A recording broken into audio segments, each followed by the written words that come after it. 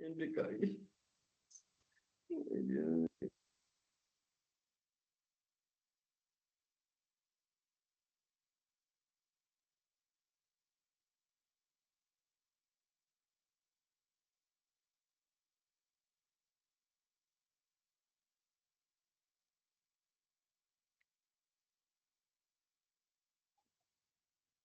Ellos. Y después habían como unos frijoles sembrados y él estaba haciendo como que está bien.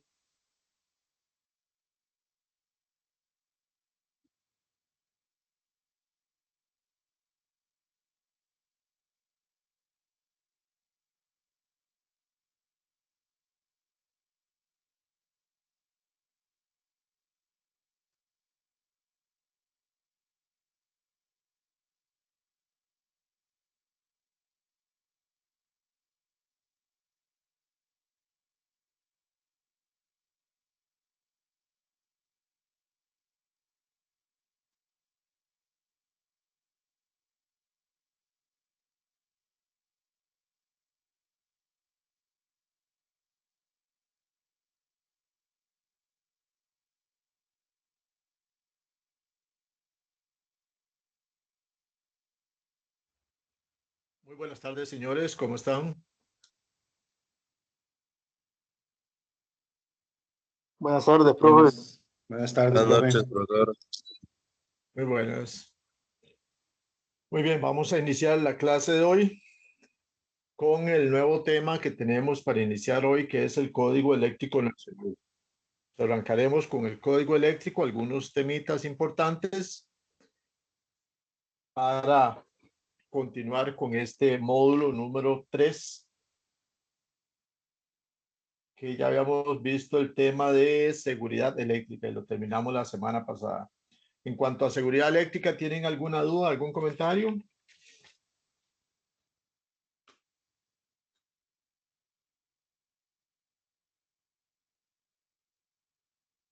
No. Ok, entonces arrancamos con el código eléctrico. Bueno,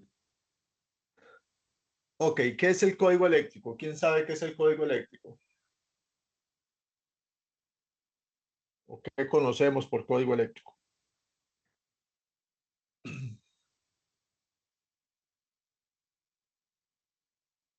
Profe, no sé muy bien, pero es como el código de colores que se usa, ¿no? En electricidad, ¿no? Código de colores, dice. ¿Algún otro? Compañeros del ICE.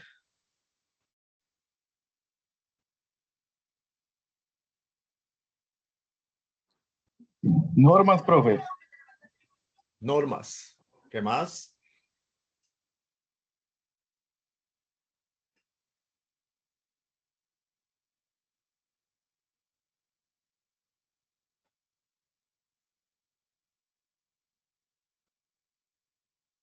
¿Qué más sería nuestro código eléctrico?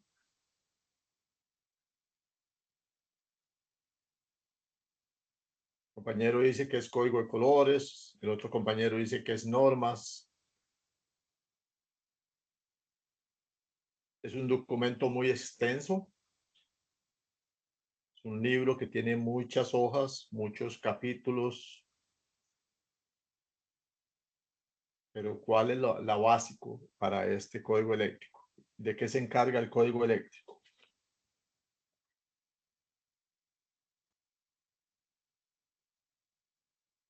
Pues tenemos muchachos del ICE, tenemos gente de Cope Guanacaste, tenemos gente creo que de Copelesca también, que trabajan con electricidad.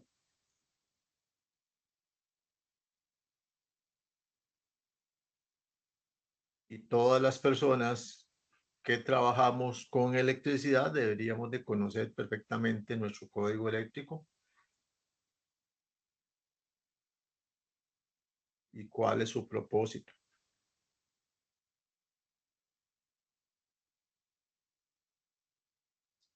Profe, son normas para la seguridad de las personas. Normas para la seguridad de las personas, dice Castro Hernández. Muy bien, Castro Hernández. ¿Qué más?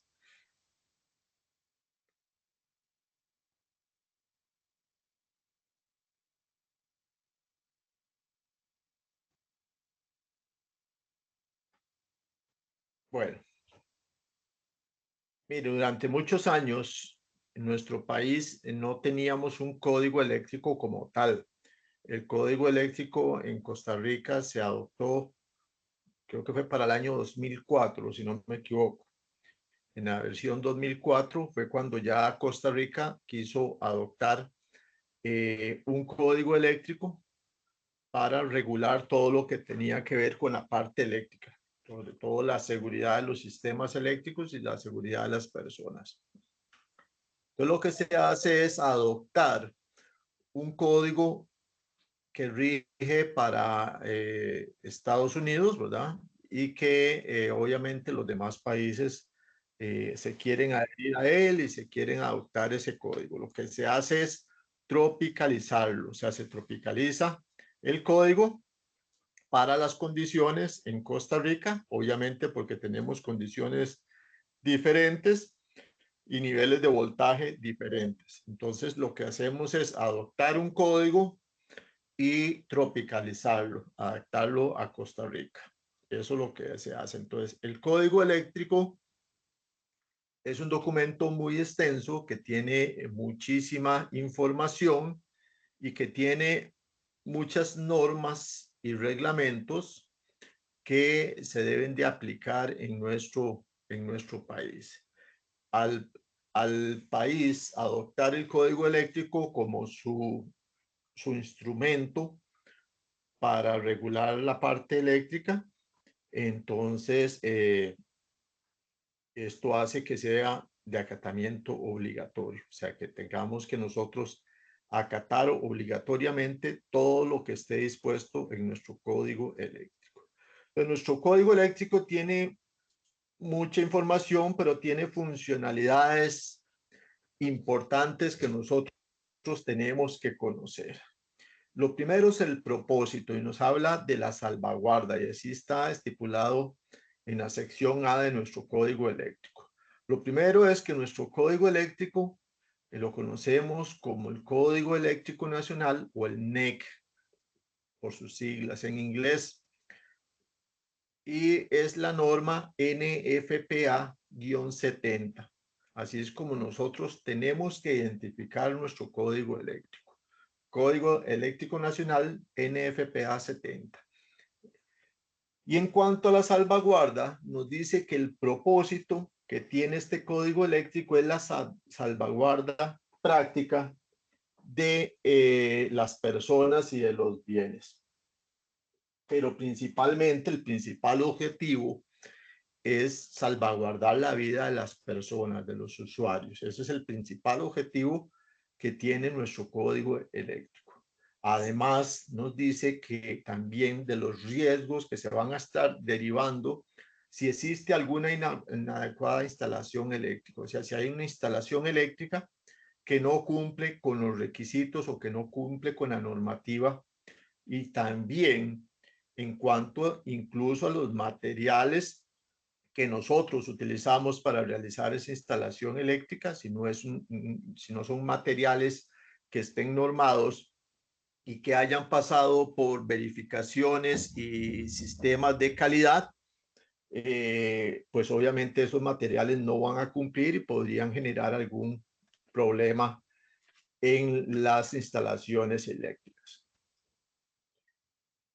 Además de esto, también los equipos que nosotros conectemos a nuestras instalaciones eléctricas deben de cumplir con algunas cláusulas o normas establecidas en nuestro código eléctrico. O sea, no todos los equipos que nosotros compremos o que nosotros instalemos puede ser que estén adecuados para trabajar en nuestro sistema eléctrico. Podría ser un problema de niveles de voltaje o podría ser problema de equipos de fabricación, de componentes, etcétera. Entonces, vean que todo tiene un complemento. O sea, tanto la instalación eléctrica se debe diseñar de acuerdo a nuestro código.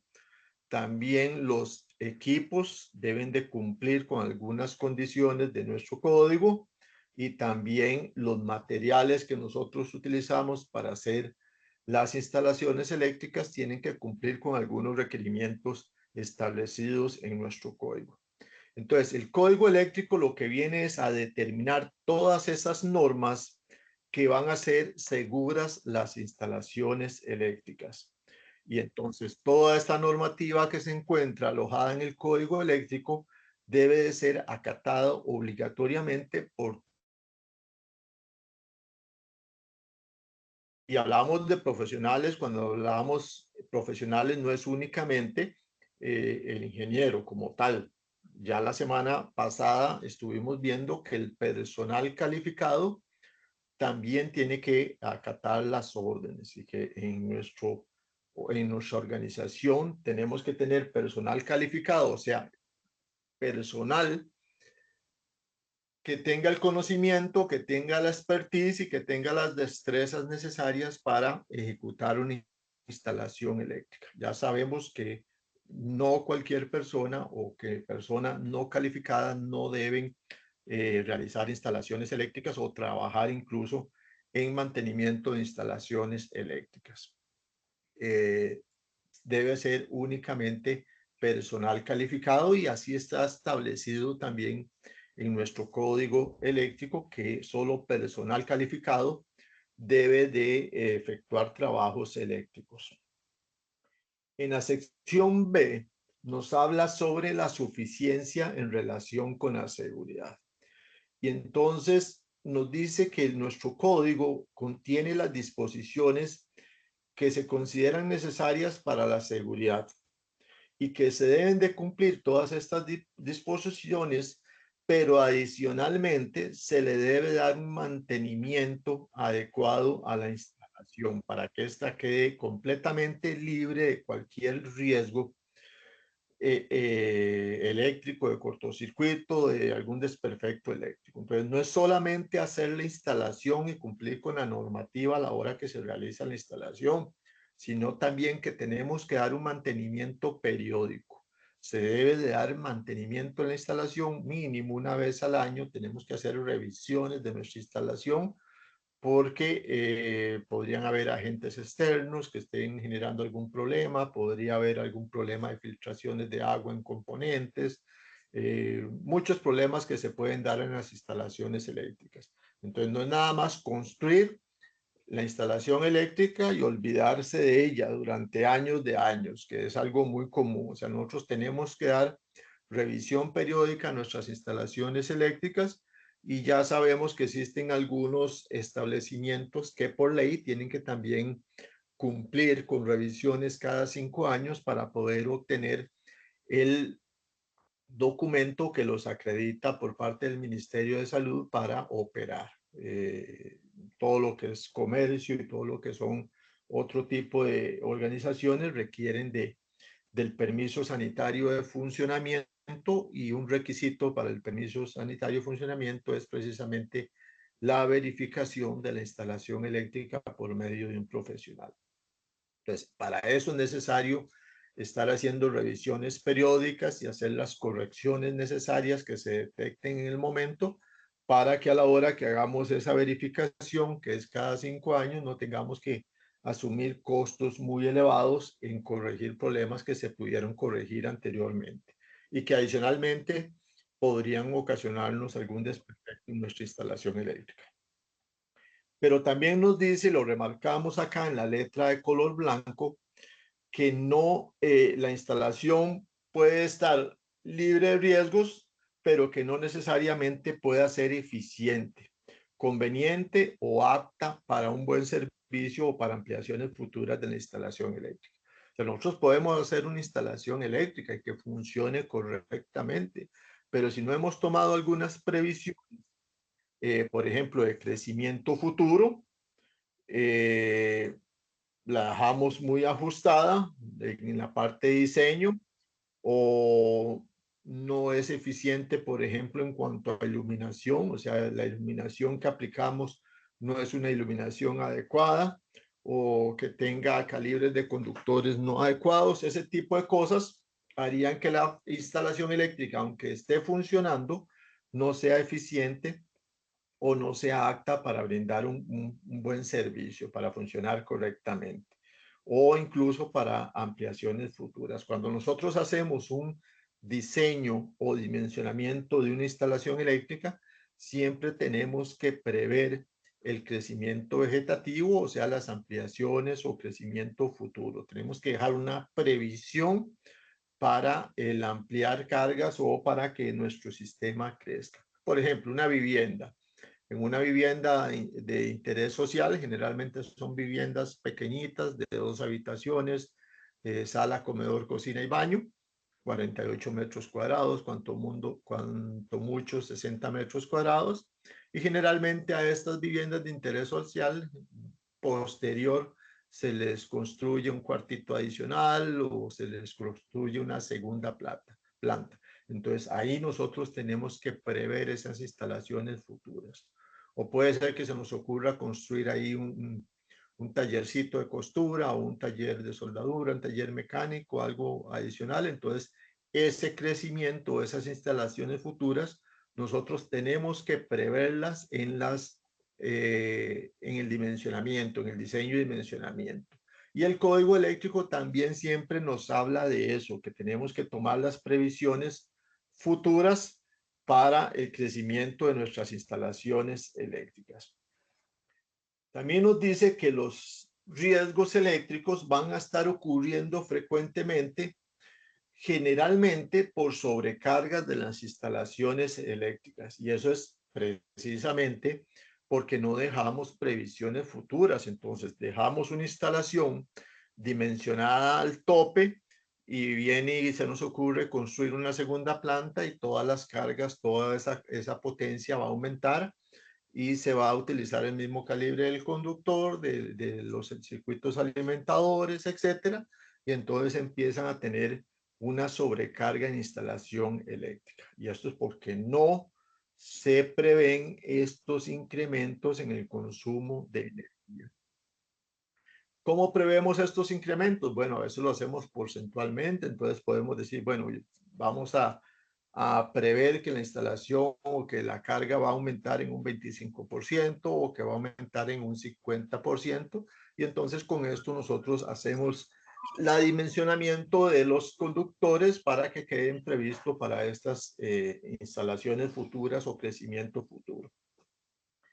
Nos dice que una instalación inicialmente adecuada y las previsiones que sean razonables para cambios en el sistema nos van a permitir estos aumentos futuros en el consumo de la energía eléctrica. Siempre es bueno, siempre es sano dejar previsiones futuras. Y en previsiones futuras lo que estamos hablando sobre todo es en el calibre de los conductores, ¿verdad? Que los conductores tengan la capacidad de transportar suficiente energía. Pero no solo calibre de conductores, también deberíamos de dejar previsiones en el tablero, por ejemplo, dejar espacios suficientes en el tablero para previsión de circuitos ramales a futuro. A veces instalamos tableros que quedan completamente llenos y ya no tenemos para previsión futura, para crecimiento futuro. Ese tipo de cosas siempre lo hacemos en la parte de dimensionamiento de sistemas eléctricos. En la sección C de nuestro código eléctrico nos habla de la intención. Y esto es importante, nos dice, este código no tiene la intención de ser una especificación de diseño, ni la de servir como un manual de instrucciones para personal no calificado. Y aquí vemos ya que el NEC nos empieza también a hablar del término personal no calificado, o sea, personas que no tienen el conocimiento, la capacitación, las destrezas, la expertise para trabajar con energía eléctrica. Entonces, a veces podríamos creer de que porque somos maestros de obra y porque hemos hecho en la vida muchos trabajos de construcción de viviendas, tenemos la capacidad para construir una instalación eléctrica. Y puede ser que sí, puede ser que exista gente que haga un buen trabajo eléctrico, ¿verdad? Pero hacemos las cosas por costumbre o hacemos las cosas mediante una metodología técnica, con conocimiento. porque un maestro de obras se pone a hacer un cálculo, un dimensionamiento y a generar una memoria de cálculo para calcular el calibre de los conductores, para calcular la caída de tensión, para calcular las protecciones, ese tipo de cosas. No, ¿verdad? Generalmente, yo hago la instalación, ya yo sé que a los circuitos de iluminación le voy a poner calibre 12, que a los de toma corriente le voy a poner tal calibre, que a la cocina le pongo tal calibre, y entonces hacemos instalaciones por costumbre, porque lo hemos hecho así, pero no está previendo cargas futuras, por ejemplo, ¿verdad? No, hagamos un circuito, ahí voy a pegar 4 bombillos y ahí funciona bien, ¿verdad? Ahí funciona bien eso, ¿verdad? Entonces no tenemos una memoria de cálculo, no tenemos una parte técnica y no tenemos previsiones futuras. Y no es un personal calificado, o sea, por eso nos dice que el código tampoco es una especificación de diseño, o sea, el código no nos dice a nosotros cómo hacerlo, nos da recomendaciones o nos da una luz para que nosotros tomemos medidas en cuanto a la seguridad, sobre todo, ¿verdad? De qué parámetros se debe cumplir en una instalación eléctrica o qué requisitos. Y adicionalmente, pues tenemos no solamente el código eléctrico, sino que tenemos también algunas normas de ARECEP que se deben de cumplir, normativa del Colegio de Ingenieros, normativa del Cuerpo de Bomberos, un montón de normas que se deben de cumplir y que se deben de acatar cuando se dimensiona una instalación eléctrica. Entonces, el código eléctrico, si bien es un instrumento fundamental y es de acatamiento obligatorio, no es una especificación de diseño para personal no calificado. O sea, cualquier persona puede decir, yo soy maestro de obras y yo lo hice con base al código, porque el código me dice que el neutro es blanco y que la tierra es verde, ¿verdad? Y no está diciendo mentira, ¿verdad? El neutro es blanco y la tierra es verde, ¿verdad? Pero el código no nos dice algunas otras cosas. Por ejemplo, el código no nos da un valor para los conductores de fases, un color para conductores de fases, tampoco, como decía el compañero al inicio, es un código para colores de conductores. El código eléctrico en ninguna de sus secciones nos dice que las fases tienen que ser rojas o que tienen que ser negras. Únicamente nos da 3 valores o 3 condiciones para los colores de los conductores. Nada más nos dice que el neutro tiene que ser blanco, que el verde es para la tierra y que cuando tenemos un sistema 208 con fase alzada, esa fase tiene que ser de color anaranjado. Entonces, son los únicos 3 colores que nos especifica el código eléctrico. Pero, ¿qué es lo que hacemos nosotros? Nosotros tenemos una convención y tenemos también la aplicación de otra normativa, como la normativa americana, la IEEE, y en la IEEE la norma nos dice que el rojo es para la fase, que el negro es para la fase y que el azul oscuro también se utiliza para la fase. Entonces, esos son los que utilizamos nosotros para las líneas conductoras para las fases, esa convención de colores que está en la IEEE.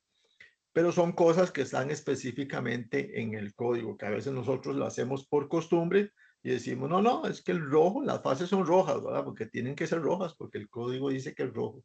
El código en ningún momento dice que las fases deben de ser de color rojo. Únicamente nos dice los colores para el neutro, para la tierra y para la línea elevada de un sistema trifásico 208.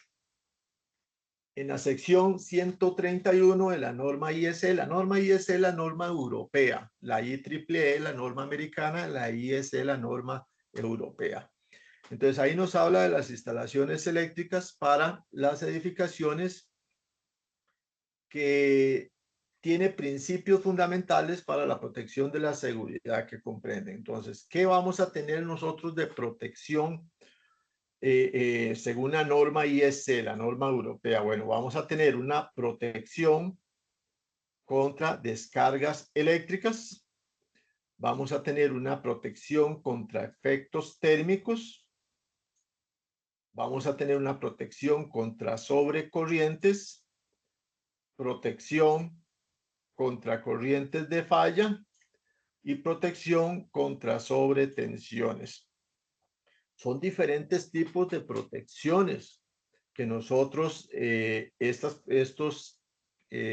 condiciones que estamos enumerando aquí, son peligros potenciales que nosotros vamos a tener presentes en toda instalación eléctrica y que también están contemplados en el código eléctrico. El código eléctrico nos habla de todos estos elementos que son peligrosos para la instalación eléctrica y para el ser humano. Entonces, también todo esto debe ser de consideración cuando se realiza una instalación eléctrica. Por eso es que debe ser personal calificado que entienda qué es cada cosa y por qué se aplica cada una de esas condiciones en el código eléctrico. En el artículo 90.2 sobre el alcance en el ámbito de aplicación del código, en la sección A, nos dice que el código se va a estar aplicando a toda instalación eléctrica nueva, a toda ampliación y a toda remodelación de una instalación eléctrica. O sea, absolutamente a todo sistema, a todo inmueble que contenga una instalación eléctrica. O sea, puede ser una bodega que tenga únicamente una lamparita, una bombilla, y si hay una instalación eléctrica y si hay una acometida que esté supliendo energía a esa bodega, pues debe cumplir con el código eléctrico. O sea, a toda instalación eléctrica nueva, a toda ampliación y a toda remodelación. A veces pensamos que si hacemos una ampliación o una remodelación en una vivienda, no debería estar cubierta por el código, no teníamos que cumplir con normativa del código eléctrico. Entonces aquí claramente nos está diciendo que absolutamente todo inmueble que tenga una instalación eléctrica, por pequeña que sea, se debe realizar con base a nuestro código eléctrico, cumpliendo con la normativa de nuestro código eléctrico. Y se deben de aplicar en todos los ámbitos, ¿verdad? Todo el sistema de seguridad, todo lo que tenga que ver con instalación eléctrica. En cuanto a la cobertura, la sección B nos dice que este código cubre a toda la instalación de los conductores.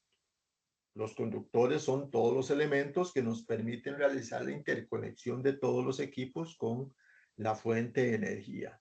A todos los equipos, a las canalizaciones eléctricas, a conductores, a equipos y canalizaciones de comunicación y de señalización. Vean que no es únicamente a equipos eléctricos. Él va a cubrir a todo lo que son equipos eléctricos y canalizaciones incluso. Las mismas canalizaciones están normadas en nuestro código eléctrico. Y también a los conductores, equipos y canalizaciones para todo lo que sea tema de comunicación y señalización. No se queda por fuera todo el tema de telecomunicaciones y cables y canalizaciones, incluso para fibra óptica, para los siguientes usos. Entonces, incluso la fibra óptica y sus canalizaciones también están incluidas en nuestro código eléctrico. En el número 1 nos dice para establecimientos públicos y privados, que incluyan edificios, estructuras, casas móviles, vehículos de recreo y edificios flotantes, incluso edificios flotantes. Bueno, acá en Costa Rica casi no tenemos edificios flotantes, pero en otras latitudes sí. Pero vean que es para todo tipo de edificación, sean públicos o privados. O sea, cualquier inmueble que tenga una acometida eléctrica o que tenga, aunque sea un bombillo, funcionando con electricidad, debe estar cubierto por nuestro código eléctrico. Deben de adoptarse las medidas y la normativa de nuestro código eléctrico. En el número 2 nos dice para patios, para terrenos, para lotes de estacionamiento, incluso para ferias ambulantes y subestaciones industriales. Vean que tenemos patios y terrenos, lotes, o sea, son propiedades que probablemente no tengan un mueble, no se quedan por fuera también. Yo tengo, por ejemplo, un lote para estacionamiento mínimo, yo voy a tener una caseta por ahí, voy a tener iluminación, ¿verdad? Aunque sea solamente iluminación para patios, para terrenos, para estos patios, para estacionar furgones, etcétera. Los de estacionamiento que tenga iluminación también tiene que estar cubierto por el código eléctrico. O sea, no podemos hacer instalaciones sin cumplir con los requisitos del código eléctrico. En el número 3 nos dice para instalaciones de conductores y equipos que se conectan a la fuente de alimentación y electricidad. O sea, prácticamente todo lo que tengamos una fuente de alimentación de electricidad, que les decía yo anteriormente, tiene que cumplir con el código eléctrico. Por mínimo que sea. Si tenemos electricidad presente, tenemos que cumplir con las condiciones del código eléctrico. En el número 4 nos dice, para instalaciones utilizadas por las empresas de energía eléctrica, como edificios de oficinas, depósitos, garajes, talleres, parques de atracciones y edificios recreativos que no forman parte integral de la planta generadora, una subestación o un centro de control. Entonces, a veces podríamos pensar que las empresas generadoras de electricidad,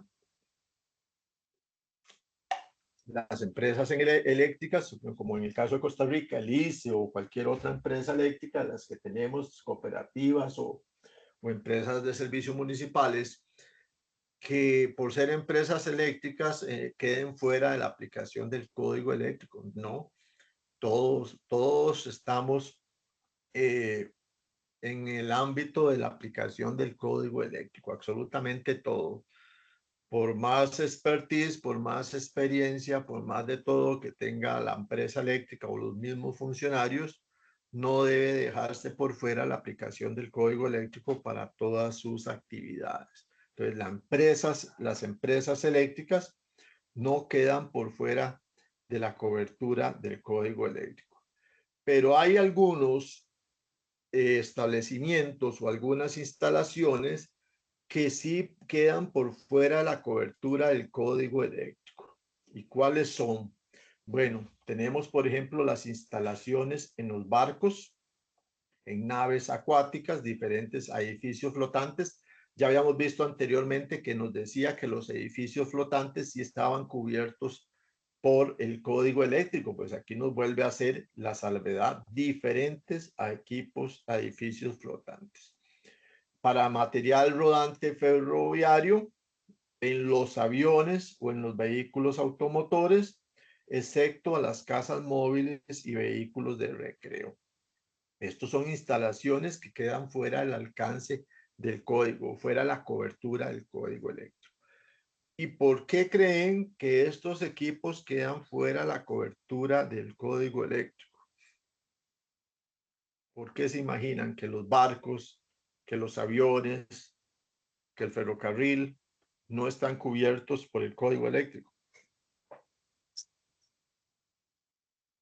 Porque no están pegados a la red nacional, profe. Podría ser una condición. ¿Pero qué utilizan los barcos, por ejemplo, para su iluminación?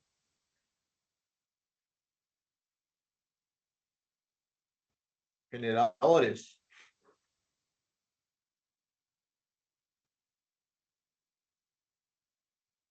Sí, ¿verdad? Sí, generadores de combustible. Ok. Entonces son generadores a combustible que van a producir, ¿qué produce un generador? Produce corriente continua o corriente alterna, dependiendo del tipo de generador, ¿verdad? Pero al final está produciendo corriente. Lo que pasa es que está en condiciones extremas. O sea, un barco, ¿a dónde está? En el mar, ¿verdad? Que está en agua y que está agua salada. Imagínense la condición extrema en el mar. O un ferrocarril también, ¿verdad? Que que toda su línea férrea es completamente de metal, ¿verdad? Los aviones, obviamente, mucho en la parte de minería, ¿verdad? En los túneles de minería y todo eso, las condiciones son muy extremas. Entonces, los equipos también tienen que cumplir con otro tipo de condiciones. Tienen que ser más resistentes. Los conductores que se utilizan, su nivel de aislamiento es sumamente superior. O sea, ustedes lo ven aquí, por ejemplo, en las estaciones de gasolina. En las estaciones de gasolina, la instalación eléctrica en una instalación de gasolina es completamente diferente a un edificio o a un inmueble, ¿verdad? Es completamente diferente. ¿Por qué? Porque hay un riesgo inminente. Cualquier chispita, cualquier fuga de corriente ahí nos estaría generando un conflicto, ¿verdad? Una explosión o mucho más. Sucede igual en los barcos, sucede también en los ferrocarriles, en las minas, en ese tipo de, de estados que son muy riesgosos, que son con problemas de aislamiento principalmente. Por ejemplo, en las minas, ¿cuál es la condición terrible, verdad? Tenemos humedad, tenemos un montón de condiciones que se usa también pólvora, por ejemplo, para utilizar, para hacer las perforaciones y todo eso. Entonces, cuando tenemos superficies difíciles o condiciones tan difíciles como el mar, como la parte subterránea de la tierra, ¿verdad? Entonces, los equipos tienen que ser sumamente sofisticados y las condiciones son extremas, son más difíciles. Entonces, estos equipos quedan fuera de la cobertura del código, o sea, no se contemplan en el código. Pero igual, cuando hay que hacer una instalación en algún sistema de estos, pues obviamente tienen que tomarse todas las consideraciones en la parte de seguridad eléctrica. Nos dice en el punto número 3, en las instalaciones ferroviarias para la generación, transformación, transmisión o distribución de la energía eléctrica usada exclusivamente para el funcionamiento del material rodante o de las instalaciones utilizadas exclusivamente para señalización y comunicaciones. Entonces nos está diciendo que en instalaciones ferroviarias únicamente para la parte de distribución de energía que se usa para los equipos ferroviarios rodantes, ¿verdad? Que son la mayoría eléctricos o combustible, y también para todo lo que es señalización y comunicaciones. O sea, que si en un centro ferroviario, una estación ferroviaria, vamos a tener oficinas, vamos a tener un campamento donde hay habitaciones para la gente, etcétera, todas esas instalaciones que son inmuebles tienen que estar cubiertas por el código eléctrico. Lo que esté dentro de la mina o dentro de la estación del ferrocarril o dentro de la parte ferroviaria queda fuera la cobertura del código, pero todas las instalaciones que se utilicen para comedor, para dormitorios, para oficinas, etcétera, todo eso sí debe estar cubierto por el código. En la 4 nos dice para instalaciones de equipos de comunicaciones bajo el control exclusivo de las compañías de comunicaciones situadas a la intemperie o dentro de edificios utilizados que sean exclusivos para dichas instalaciones. Entonces, en equipos de comunicaciones bajo el control exclusivo de compañías de comunicaciones. O sea, no hay un control de la compañía eléctrica como tal, sino que ellos mismos controlan toda la parte de comunicaciones, pero que se encuentren a la intemperie, o sea, que no estén en un inmueble. Estamos hablando de las torres de telecomunicaciones, etcétera. En el número 5 nos dice instalaciones bajo el control exclusivo de una compañía de electricidad cuando dichas instalaciones, nos dice, consten de una bajada de acometida aérea o acometida lateral a los medidores asociados. O sea, si la compañía eléctrica la compañía generadora de electricidad tiene alguna instalación que conste con una acometida aérea o una acometida lateral en los medidores de esa misma compañía, también van a tener esa misma condición. O en la sección B nos dice cuando estén localizadas en servidumbres legalmente establecidas o en derechos de pasos que sean designados o reconocidos por comisiones de acometidas públicas, de servicios públicos o agencias de jurisdicción para tales instalaciones, para control de esas instalaciones. También en la sección C nos dice en propiedades que pertenecen o que estén rentadas por una compañía de electricidad. Muchas de las compañías eléctricas, aparte que tienen sus propios oficinas, edificios, tienen lotes para almacenar transformadores, postes, etcétera, predios para vehículos, etcétera. Puede ser que sean propios o que incluso sean arrendados, sean rentados. Entonces, aunque sean rentados por un tercero y que estén en uso por parte de la compañía eléctrica, también deben de contemplarse con propósitos ya sea de comunicación, de medición, de generación, control, transformación, o sea, todas las actividades que realiza la compañía eléctrica. Entonces, no necesariamente tienen que pertenecer a ellos. Aunque sean rentados, también tienen esa misma condición. Y entonces ahora empezamos en el 90.3, donde nos habla de la organización del código eléctrico. El código eléctrico está dividido en diferentes partes. Vamos a tener una introducción inicial, como casi todo documento, vamos a tener una introducción y vamos a tener también 9 capítulos y una adenda. Entonces, ¿cómo se van a distribuir esos capítulos y la adenda? Los primeros capítulos del 1 al 4, los capítulos del 1 al 4 son los capítulos de aplicación general. O sea que se van a estar aplicando absolutamente a todo.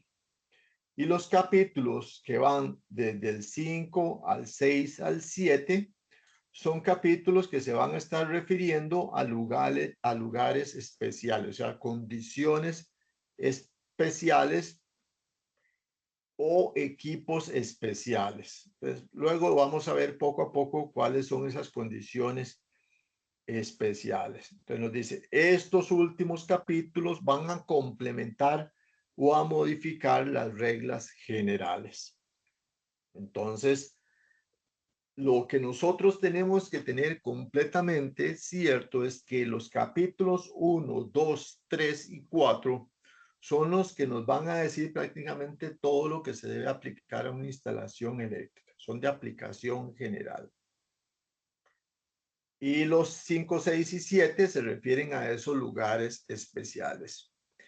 El capítulo 8 es el que se va a encargar de toda la parte de comunicaciones, de telecomunicaciones. O sea, tenemos una sección únicamente en el código eléctrico para la parte de telecomunicaciones o comunicaciones. Entonces, quiere decir que la parte de comunicaciones no va a estar sujeto a los requisitos generales ni a los requisitos de lugares especiales. A no ser que nuestro código eléctrico en alguna de sus partes nos diga que sí debe de aplicarse, que ya se esté aplicando alguna excepción, porque el código eléctrico nos va a dar algunas excepciones. Entonces vamos a tener capítulos 1, 2, 3 y 4 de aplicación general. 5, 6 y 7 son para condiciones especiales. El 8 viene a ser el capítulo específico para comunicaciones y el capítulo 9 es donde nosotros vamos a encontrar las tablas que van a ser aplicables según a cómo se haga referencia a ellas en cada uno de los capítulos del código eléctrico. Pues puede ser que en el capítulo 1 punto no sé qué nos diga refiérase a la tabla tal. Entonces tenemos que irnos a la otra sección en donde está la tabla que nos indica el capítulo. Entonces, estas tablas generalmente se hace por medio de referencia. Y luego vamos a tener una adenda al final. La adenda es donde nosotros vamos a tener las modificaciones o incluso algunas aclaraciones a los artículos y a esas tablas que son aplicables exclusivamente para Costa Rica. Porque les decía al inicio, el código eléctrico es adaptado para Costa Rica, es tropicalizado para Costa Rica. Entonces, hay algunas excepciones o algunas aclaraciones o algunas notas específicas que se aclaran que es para uso exclusivo de Costa Rica. Y luego vamos a tener los anexos que no son parte de los requisitos del código, sino que se van a incluir con propósitos únicamente informativos. En estos anexos que tenemos, bueno, vamos a tener, por ejemplo, tablas, vamos a tener imágenes referenciadas o vamos a tener notas aclaratorias, cosas así que nos hagan referencia a otras normas incluso o a otras partes del código. Entonces, así es como se distribuye nuestro código eléctrico. Vamos a tener un documento que ya dijimos que es un documento muy grande, que tiene muchas hojas, que está distribuido con una introducción inicial, que tiene 4 capítulos que son de generales, aplicación general, el 1, el 2, el 3 y el 4. Que el 5, el 6 y el 7 son para instalaciones con condiciones especiales, que el 8 es para la parte de comunicaciones, que el 9 es donde encontramos todas las tablas y que al final vamos a tener una adenda, que esa adenda nos hace aclaraciones sobre modificaciones o referencia a otras normas que nosotros podamos aplicar. Entonces, así es como se distribuye nuestro código eléctrico en la parte didáctica, en la parte de conocimiento. Entonces, cuando nosotros vamos a un artículo en específico, pues entonces con solo saber si estamos en el artículo 2, pues ya sabemos que es un artículo de acatamiento obligatorio de normas generales. Que si estamos en el 8, pues estamos en una parte específica para la parte de comunicaciones. Y así sucesivamente. En el 90.4 nos habla sobre la exigencia de cumplimiento. Y esto es importantísimo. Nos dice, este código es de acatamiento obligatorio para todos los profesionales responsables con competencia en diseñar, instalar, renovar, modificar, adicionar, supervisar, aprobar, verificar y revisar los sistemas eléctricos de acuerdo a las infraestructuras señaladas en 90.2b de este código y reglamento. Entonces, vean que abarca todos los aspectos. Entonces, nos dice que los profesionales responsables, y los profesionales responsables son los ingenieros. O sea, es de acatamiento obligatorio para todos los ingenieros que se encarguen de diseñar, instalar y todo lo que nos dice acá, supervisar, aprobar, verificar, revisar sistemas eléctricos, todo lo que tenga que ver con infraestructuras que estén señaladas en la sección 90.2b del código eléctrico y que todo esto se aplica para todo lo que son los trámites que se debe realizar o que el profesional debe realizar ante el Colegio de Ingenieros de Costa Rica para el trámite de los planos eléctricos o el visado de planos eléctricos para una obra. Entonces, el profesional, el primero que tiene que acatar la reglamentación y que debe acatar todo el cumplimiento del código eléctrico, viene a ser el ingeniero eléctrico, el profesional responsable. Pero resulta que no solo el profesional responsable es el obligado a acatar todas las disposiciones del código eléctrico. También nos dice que los técnicos calificados que tengan competencia para instalar. Entonces vean que aquí nos dice técnicos calificados con competencia. O sea, ya vimos que un técnico calificado es la persona que está especializado, que ha estudiado, que se ha preparado, que tiene la experiencia, que tiene la expertise y que tiene la experiencia comprobada en trabajar con electricidad. Aunque tenga toda esa gama de conocimientos, pues también tiene que acatar obligatoriamente el código eléctrico, que ya sea para instalar, renovar, modificar, adicionar y revisar los sistemas eléctricos de acuerdo a las infraestructuras que están señaladas en la sección 90.2b del código. Entonces, el técnico calificado no puede decir, no, es que yo soy el que va a hacer la instalación, el ingeniero es el que se come la bronca, no. No, el ingeniero no es el que come la bronca, el ingeniero es el que firma ante el colegio. El ingeniero va a venir y va a hacer la revisión de la instalación y va a dar el visto bueno también, ¿verdad? Pero no en todas las instalaciones, lamentablemente no en todas las instalaciones, el ingeniero va a hacer las revisiones.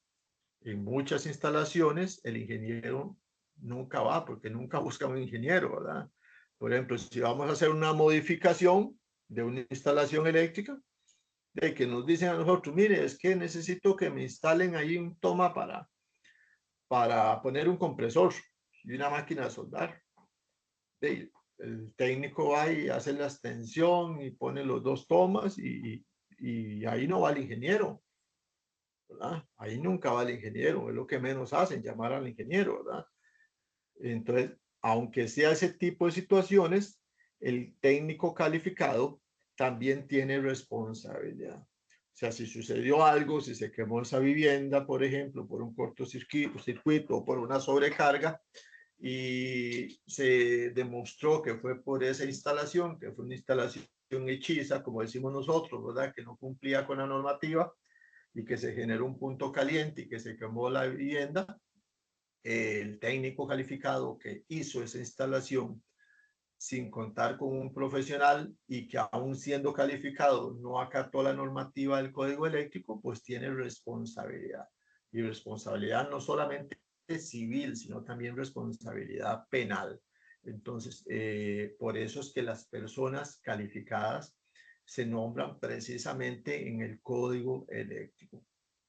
Y también nos dice el código eléctrico que así como para las empresas físicas y jurídicas, o sea, ya no es solo el profesional, ya no es solamente el técnico calificado, que son los únicos que pueden realizar instalaciones eléctricas o todo lo que vimos ahí.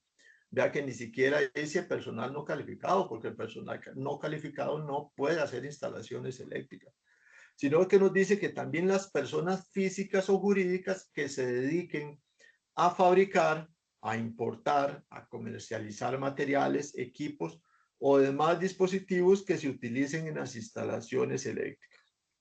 Entonces, las empresas proveedoras de materiales eléctricos, ya sea que los fabriquen acá nacionalmente o que los traigan de otros países, deben de velar o deben de asegurarse que todo lo que ellos traigan, los equipos que traigan para instalar en nuestro país, cumpla con las recomendaciones y con la normativa del código eléctrico. Cualquier cosa, puede ser un tubo de canalización, puede ser cajas de registro, puede ser interruptores, puede ser tomacorrientes, cualquier equipo que sea utilizado en una instalación eléctrica debe de cumplir con el código eléctrico. Entonces, no se queda nada por fuera, no queda absolutamente nada por fuera. Todo tiene que estar debidamente conforme a la normativa, conforme a los requerimientos del código eléctrico y a las exigencias de ese código eléctrico. El artículo 90.5 que vemos por acá, vamos a quitar esto de acá, nos habla sobre las reglas obligatorias y también las reglas permisivas y otro que es material explicativo. O sea, esto también nosotros lo encontramos en el código eléctrico. El código eléctrico tiene reglas obligatorias, reglas permisivas y reglas explicativas. Y esto va a depender de los términos que se utilicen en el código eléctrico. Las reglas obligatorias en el código eléctrico son todas las que van a indicar cuáles son las acciones exigidas o prohibidas específicamente y que se van a caracterizar por el uso de términos debe o no debe. Entonces, en el código eléctrico, cuando estemos leyendo el código eléctrico, vamos a ver que nos dice debe conectar de tal punto a tal punto, o debe suplir tal y tal condición, o no debe ser. Cuando usa el término debe o no debe, es obligatorio. O sea, no es que dice debe o es un medio de desconexión. O sea, tiene que existir un medio de desconexión, sí o sí. Es obligatorio. Cuando dice debe o no debe, es una condición obligatoria. Y tenemos también las permisivas. Las permisivas lo que nos dice que se usan términos como se permitirá o no se exigirá. Entonces puede que nos digan, bueno, se permitirá un medio de desconexión diferente dependiendo de X o Y. Entonces cuando dice se permitirá, quiere decir que no es obligatorio, porque puede ser que el código nos diga, bueno, el medio de desconexión principal debe ser un interruptor de 2 polos, tantos amperios, pero se permitirá en condiciones tal y tal y tal otro tipo de medio de desconexión. Entonces, cuando se usa el término permitirá o no se exigirá, quiere decir que no está obligatorio, o sea que se pueden permitir algunas condiciones, algunas excepciones para lograr el objetivo principal, ¿verdad? Entonces, también tenemos estas famosas reglas permisivas que nos dan esa condición. Nos dicen, bueno, usted tiene que instalar tal cosa, pero si no la tiene, entonces puede o se le permitirá instalar esta otra en estas otras condiciones. Entonces, eso también está en las reglas permisivas en nuestro código. Y luego tenemos el material explicativo. El material explicativo que se encuentra en el código son referencias a otras normas generalmente. Entonces, a veces puede ser que nos digan se debe usar un calibre de conductor X tal, por esto y por esto y por esto, y véase la norma tal, ¿verdad? O considérese la norma IEC número tal, o haga alguna referencia incluso a alguna otra parte del código eléctrico. También se incluyen en nuestro código otras notas que se llaman notas de letra menuda y aparecen en las márgenes de nuestro código, en algunas secciones del código, luego lo vamos a ver, que aparece como NLM. Eso significa nota de letra menuda. O puede ser alguna nota informativa. En las notas de letra menuda o en las notas informativas, lo que se hace es a veces hacer algunas aclaraciones puntuales sobre alguna situación. Entonces nos puede decir notas muy pequeñitas, generalmente son parrafitos muy pequeños, que nos da alguna aclaración sobre algo que nos está indicando el código. Son únicamente de carácter informativo, o sea, no son que debemos aplicar obligatoriamente, sino que únicamente nos dan una información adicional, que incluso nos pueden hacer alguna referencia a alguna otra norma que esté fuera del código, o alguna directriz específica que esté fuera del código eléctrico, que no esté contemplada en el código eléctrico. Entonces, estas son las notas de letra menuda o las notas informativas que tenemos presente en el código eléctrico. ¿Alguna duda hasta acá, jóvenes? No, profe. Sí, no, todo bien, profe. Ninguna, No, profe. no, está bastante claro. Gracias. Ok, entonces vamos al receso para que puedan comerse alguito y regresamos a las 8, jóvenes. Provecho. Gracias. Gracias. Gracias, profe.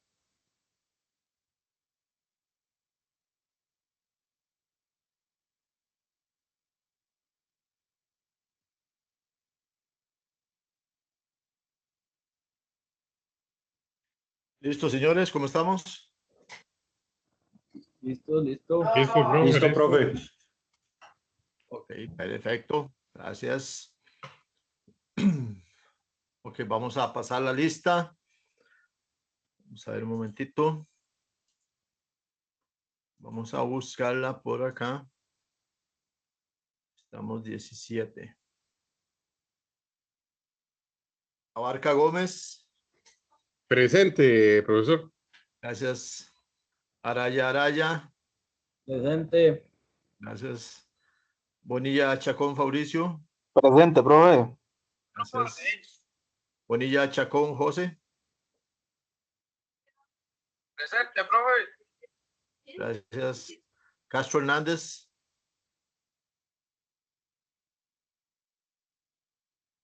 Castro Hernández.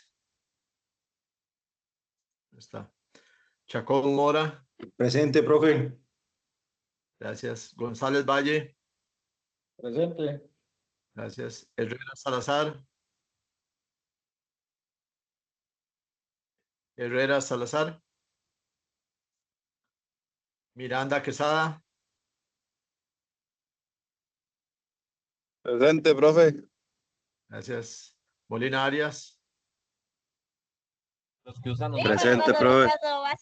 Gracias. Navarrete Gaitán. Presente, presente. Gracias. Salas Casasola.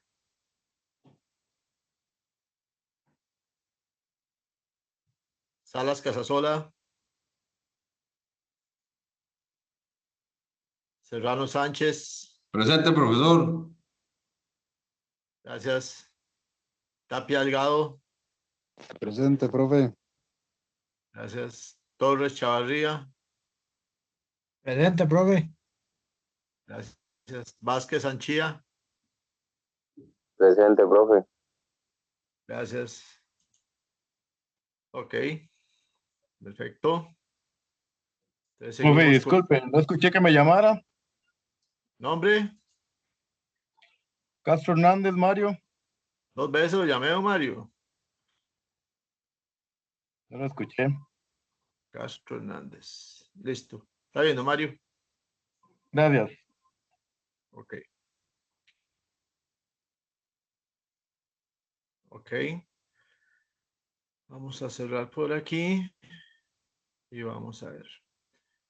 Listo, seguimos entonces hablando sobre nuestro código eléctrico y estábamos hablando sobre las notas de letra menuda y el material explicativo. Entonces ya vimos que son notas generalmente informativas que nos van a dar información adicional sobre alguna condición específica o que nos pueden hacer referencia a otras normas o incluso a otras partes que se encuentren en nuestro código.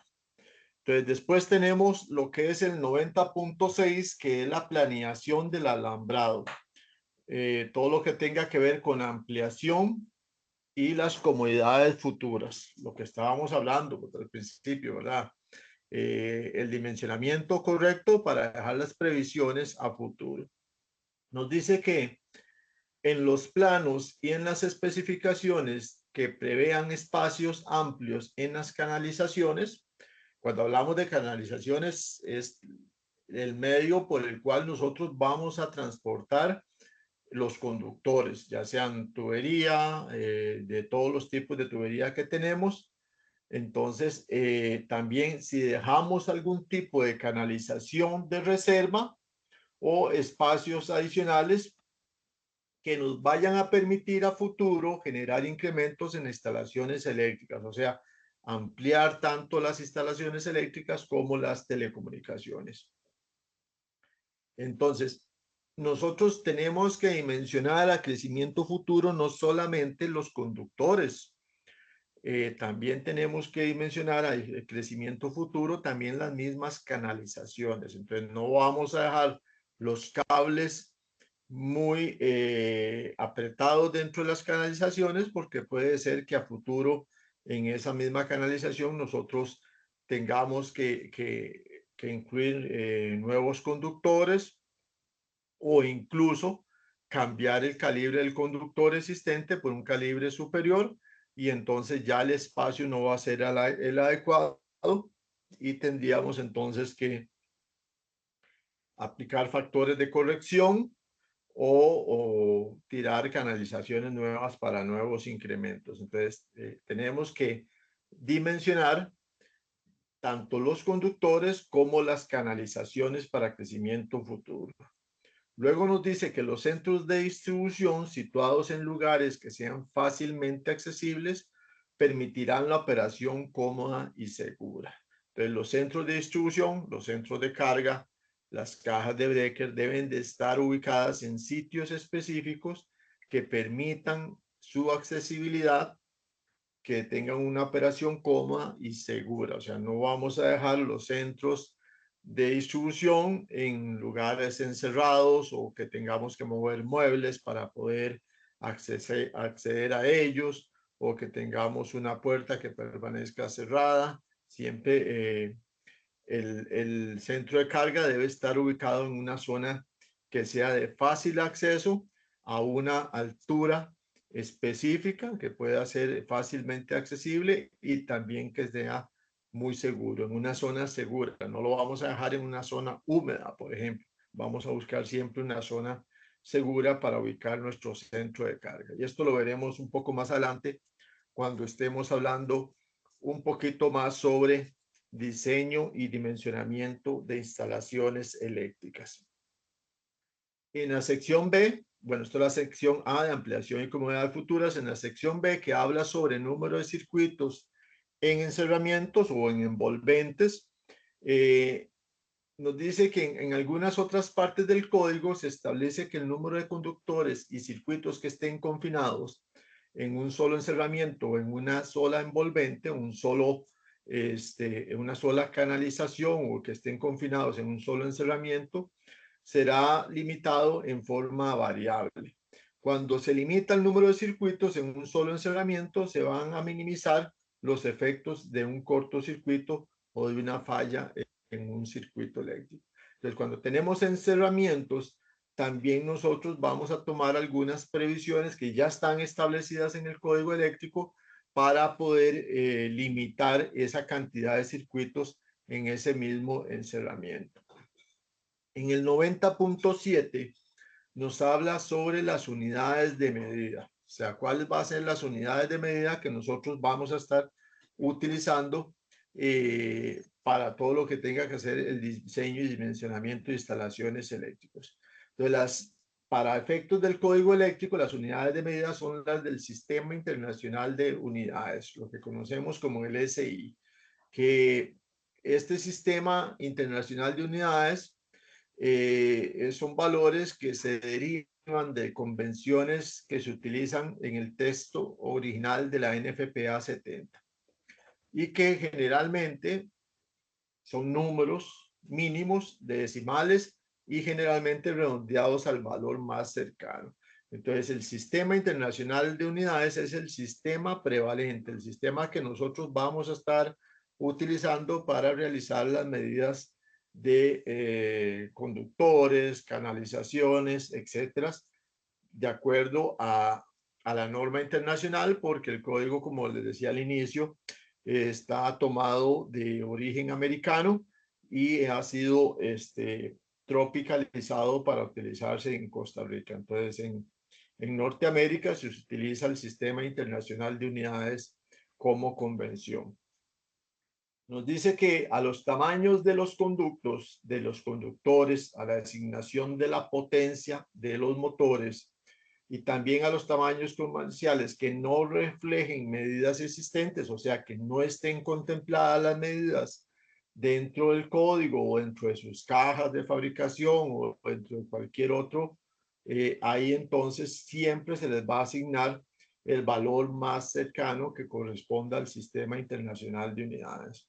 Entonces podemos hacer una conversión de otros sistemas de medida, de equipos que vengan de otras latitudes, de Europa, otras latitudes, que vienen con otro tipo de medidas, y siempre lo vamos a poder llevar hasta el Sistema Internacional de Unidades al valor más cercano, inmediato, que nosotros encontremos. O sea, podemos hacer la conversión de unidades de medida al Sistema Internacional. Luego nos dice que la adenda, que está en la parte final de nuestro código, es la que va a contener todas las modificaciones, las aclaraciones a los artículos y tablas que son aplicables exclusivamente para Costa Rica. Entonces vean que aquí es donde nosotros tenemos todo lo que se aplica exclusivamente en Costa Rica. O sea, lo que decimos nosotros, la tropicalización. Aquí es cuando ya decimos, bueno, en tal modificación queremos que esto se haga así, así, así, porque, por ejemplo, el sistema de alimentación en Costa Rica es diferente al de Estados Unidos. Tenemos un sistema de alimentación diferente y por eso vamos a hacer estas aplicaciones. Entonces, hay aplicaciones, hay modificaciones, hay aclaraciones, tanto para cualquier artículo del código como también para las tablas, porque el código, recordemos que tiene tablas específicas que nos dan valores que se deben de utilizar como referencia. En algunos de ellos puede ser que el valor no corresponda a valores aplicables en Costa Rica. Entonces, en esas famosas adendas es donde nosotros vamos a estar encontrando esas modificaciones que se realizan al código eléctrico. Luego tenemos en el artículo 200.10 la identificación de los terminales, tanto para los receptáculos, para las clavijas y para los conectores. Cuando hablamos de los receptáculos, estamos hablando de los tomacorrientes. Las clavijas vienen a ser los enchufes para nosotros. Y los conectores, pues obviamente los medios de conexión. Entonces nos dice que la identificación se debe hacer por un metal o recubrimiento metálico de color fundamentalmente blanco o con la palabra white o blanco o neutro, o la letra B, W o N situada cerca del terminal identificado. Como es el terminal identificado, lo que estamos hablando es que vamos a identificar el terminal de color blanco, que es el neutro. Entonces, en los tomacorrientes, en los conectores y en las clavijas, tiene que estar perfectamente identificado cuál es el terminal neutro. Generalmente, pues lo vamos a ver que dice L1, L2, dice N o neutro, y la puesta a tierra siempre va de un color verde, un tornillito de color verde. Entonces nos dice, si el terminal no es visible, el orificio de entrada para la conexión del conductor sí debe ser de color blanco. Pues puede ser que el terminal como tal no lo tengamos visible. Únicamente tenemos un pequeño orificio por donde nosotros vamos a meter vamos a introducir el destornillador y ahí vamos a tener el tornillo para la conexión del cable. Entonces, esta parte tiene que estar también identificada, tiene que estar marcada, ya sea con la palabra blanco, white, neutro o con alguna de las letras B, W o N. Entonces, siempre en los tomacorrientes y en los interruptores y también en los conectores tiene que estar debidamente rotulados los puntos de conexión. En este caso son los terminales o los puntos de conexión. Como les decía, generalmente dice L1, L2, N para el neutro y el terminal de color verde siempre estará identificado para la puesta a tierra. Luego nos dice en la sección B, en unidades de vivienda, nos dice lo siguiente. Todos los circuitos ramales que alimentan salidas monofásicas de 120 voltios en 15 y 20 amperios. Cuando hablamos de circuitos ramales, estamos hablando de los circuitos derivados o los circuitos que salen directamente de nuestro centro de carga. O sea, tenemos nuestra caja de breaker y ahí van a salir diferentes circuitos que nosotros llamamos circuitos derivados o circuitos ramales, que puede ser el circuito de iluminación, el circuito de toma corriente generales, el circuito de la cocina eléctrica, el circuito del calentador de agua. Todos esos son circuitos ramales. Pero aquí nos está haciendo referencia a los circuitos ramales monofásicos, o sea que son 120 voltios y que son de 15 y para 20 amperios. Nos dice que van a estar instalados en las habitaciones familiares, en los comedores, en las salas de estar, en los salones, en bibliotecas, en cuartos de estudio, alcobas, solarios, salones de recreación, armarios, pasillos o habitaciones o áreas similares en unidades de vivienda. Entonces, prácticamente en todos estos espacios en donde nosotros tengamos salidas monofásicas en 120 voltios y que sean de 15 o 20 amperios, nos dice que se deben de proteger con un interruptor listado. Okay. Nos dice aquí, utiliza la palabra listado, interruptor listado de circuito por fallas a arco. Entonces tenemos dos tipos de interruptores para nuestros circuitos. Entonces tenemos el interruptor que llamamos AFCI y tenemos el interruptor, bueno, vamos a cambiarlo aquí. Tenemos el GFCI. Tenemos dos tipos de interruptores. AFCI, que es fallas de arco, que es el que nos están indicando acá, y tenemos el GFCI. Y tenemos otro tipo de interruptor, que es el interruptor termomagnético. El interruptor termomagnético. Entonces son los tres tipos de interruptores que generalmente utilizamos nosotros. El interruptor termomagnético, que es el tradicional que se ha utilizado, es un interruptor que tiene dos variables. O sea, él puede interrumpir si hay un cortocircuito o si tenemos un sobrecalentamiento o una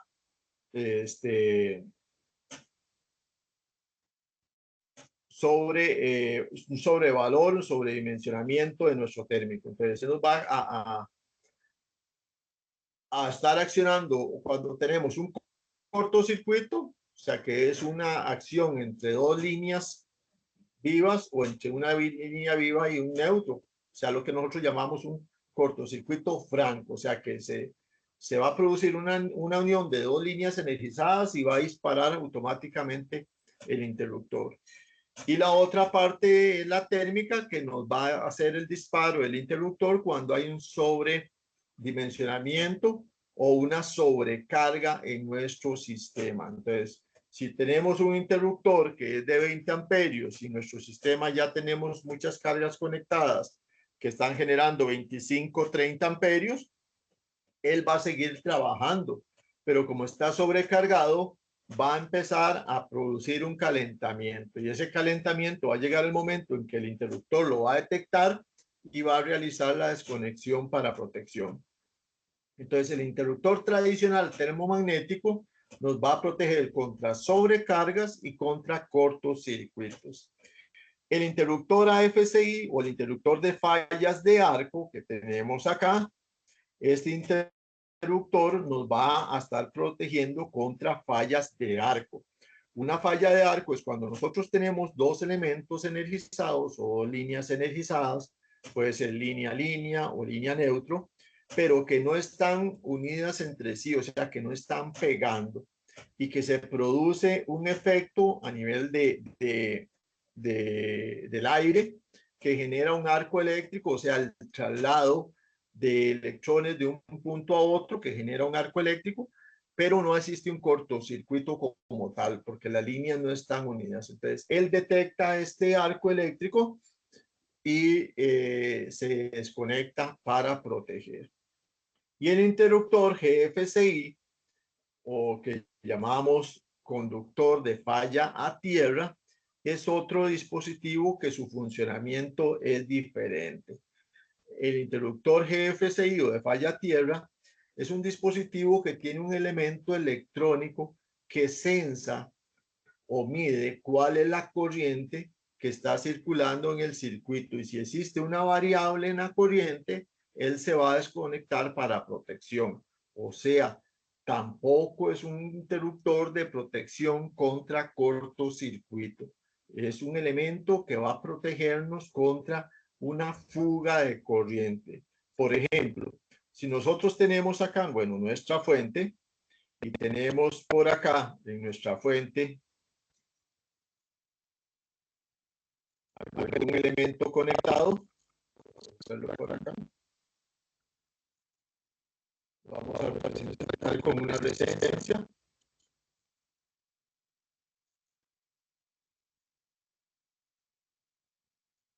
Acá tenemos nuestra resistencia, nosotros tenemos acá nuestra fuente de voltaje.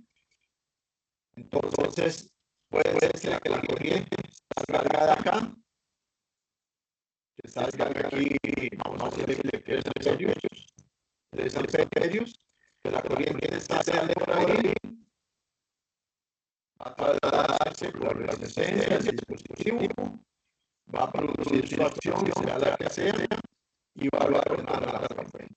Ya hemos dicho que la corriente que sale de la fuente debe ser la misma corriente que retorna a la fuente. O sea, que aquí también deberían de llegar los 3 amperios aquí abajo. Salen de la fuente 3 amperios y deben de llegar a la fuente 3 amperios. Pero si en determinado momento una línea se abre en algún punto, digamos acá se abrió una línea, se peló una línea porque pegó una puerta, una lata o algún roedor, rompió la línea aquí, y tenemos alguna pieza metálica por acá que está muy cerca, que no está haciendo un cortocircuito, pero que está energizándose ahí por medio de ese pelonazo de la línea. Entonces van a haber unos electrones que se van a estar desplazando hacia ese elemento de acá. Entonces ya no va a estar llegando la misma cantidad de corriente acá. Entonces puede ser que ya aquí nos estén llegando no los 3 amperios, sino que nos estén llegando 2.95 amperios, ¿verdad? Y entonces este dispositivo, el interruptor que va a estar ubicado en algún punto de nuestro circuito, va a detectar esa diferencia de corriente y se va a desconectar para protección. Esa es la función del interruptor GFCI. Entonces, para esto lo que nos está diciendo es que cuando nosotros tengamos circuitos de 15 y 20 amperios que estén ubicados en todas estas espacios que tenemos acá, tienen que tener un circuito de fallas a arco. O sea, su sistema de protección va a ser un circuito o un interruptor de circuito de fallas a arco. Y nos dice listado. O sea, tiene que ser un interruptor que cumpla también con la normativa. No puede ser cualquier interruptor. Tiene que tener una normativa específica y tiene que tener un sello de calidad y tiene que tener un sello UL para que pueda ser funcional. Entonces, aquí es donde nosotros ya empezamos a ver los diferentes tipos de circuitos y diferentes protecciones para los circuitos eléctricos, de acuerdo a las unidades de vivienda y a los espacios de las unidades de vivienda. Bueno, ahora en el mes de julio de este año empezó a regir el nuevo Código Eléctrico para Costa Rica, la versión 2020. Y ya se hicieron algunas modificaciones en cuanto a las protecciones de circuitos ramales para nuestras unidades de vivienda.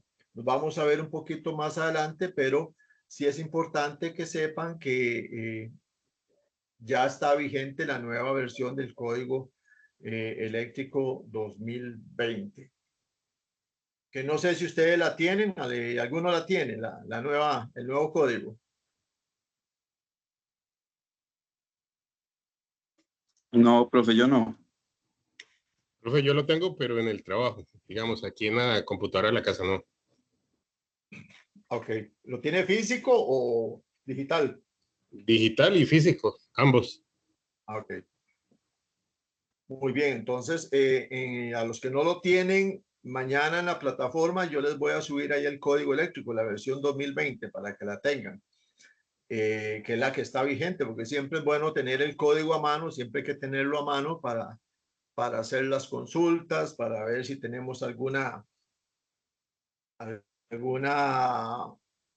situación en específico que se nos presente, que no tenemos suficientemente claro qué hacer o qué medida tomar. Entonces el código es el que nos va a servir ahí para hacer la consulta. Entonces, igual yo mañana lo subo ahí a la plataforma y les aviso ahí por el chat del WhatsApp para que lo puedan descargar y lo tengan ahí a mano. Listo, listo, profe, gracias. Con gusto. Ok. Luego en la sección 220.14 nos habla sobre otras cargas para todo tipo de ocupaciones. Entonces, aquí ya vemos las viviendas de interés social, que son las más comunes en Costa Rica, ¿verdad? Que son lo que llamamos nosotros casitas de bono o casas de bono o vivienda de interés social. Entonces, nos dice que para el cálculo de la carga de una vivienda que sea de interés social, se deben de considerar al menos los siguientes circuitos. Entonces, lo que nos está dando es la referencia de los circuitos mínimos que nosotros tenemos que contemplar para una vivienda de interés social. Entonces nos dice que vamos a tener mínimos. Entonces vean que nos dice que tenemos que tener un circuito de iluminación cuya carga no sea inferior a 10 voltiamperios por metro cuadrado para una vivienda de interés social.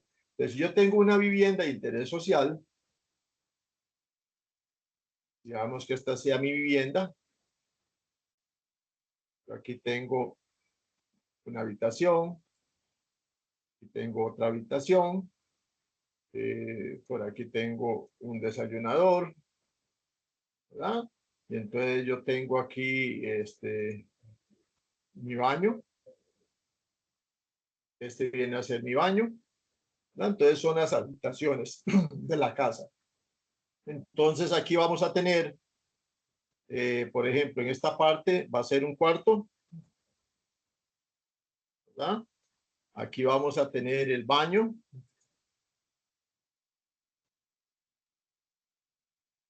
Aquí vamos a tener otro cuarto.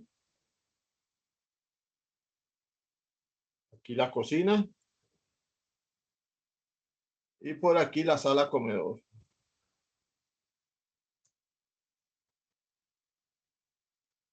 Y esta es la vivienda típica de interés social.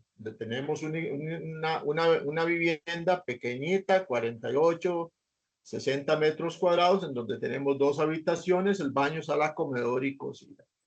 Entonces, lo que me está diciendo el código, que yo mínimo para esta vivienda debería de tener un circuito de iluminación cuya carga no sea inferior a 10 voltiamperios por metro cuadrado. Entonces, si yo digo que esta vivienda mide, por ejemplo, que me está midiendo 9 metros por acá, 9 metros, pues vamos a ponerlo en otro color porque no se nota, que esta vivienda mide 9 metros por acá y que aquí mide, digamos, 6 metros. 6 metros. Entonces, 6 por 9, más o menos. 54 metros. Que esta habitación, este primer cuarto que yo tengo aquí, entonces me va a medir 3 metros por 3 metros. 3 metros por 3 metros. Entonces, esta habitación va a medir 9 metros cuadrados.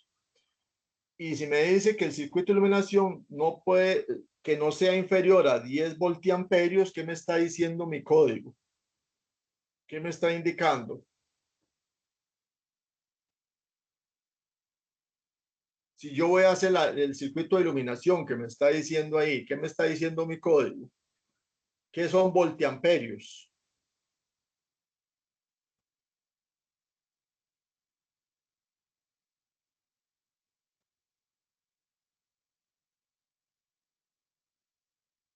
Bueno, ¿y recuerdan la ley de Ohm, que eran voltios por amperios? O la ley de potencia.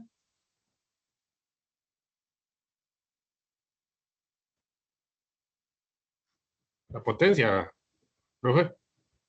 La potencia, correcto. Recuerden la ley de potencia eléctrica. Vamos a volver a por acá. Recuerden que arriba teníamos potencia. Abajo teníamos intensidad y voltaje. ¿Okay? Está la ley de potencia eléctrica. Entonces, voltios por amperios, voltios por intensidad. Entonces, en realidad lo que me está diciendo es que mi circuito de iluminación no tiene que ser inferior a 10 watts de potencia. Entonces, serían 10 watts de potencia. ¿Okay? Eso es lo que me está diciendo por metro cuadrado. Entonces, si yo voy a poner una iluminación en este cuarto de acá, voy a poner un bombillito por acá, ¿verdad? Ese va a ser mi bombillo en esta habitación. Y mi habitación mide 3 por 3, 9 metros cuadrados. ¿Cuánto sería la potencia para este bombillo? Mi potencia para ese bombillo sería 90 watts, ¿verdad? Esa sería mi potencia para ese bombillo. ¿Se entiende? Correcto, profe. Sí, profe. Ok. Ok, entonces esto es lo que me está diciendo mi NEC. Entonces, si yo tengo aquí una lucecita para este otro punto, otra lucecita para acá, digamos que 2 bombillos para la cocina, 2 bombillos para la sala, un bombillo exterior por acá y otro bombillo exterior por acá.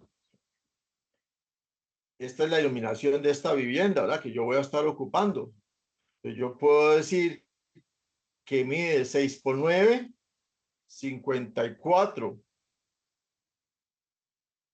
por 10, 540 watts sería mi potencia para toda la área interna, ¿verdad? Porque el área exterior no tenemos área exterior por acá. Entonces, para la parte interna, 540 watts sería mi potencia mínima, según mi código eléctrico. Pero mi código eléctrico lo que me está diciendo es que sea un único circuito, o sea, que estos elementos estén conectados todos del mismo circuito. Todos del mismo circuito. Entonces, me conviene a mí conectar todo del mismo circuito. Les pregunto.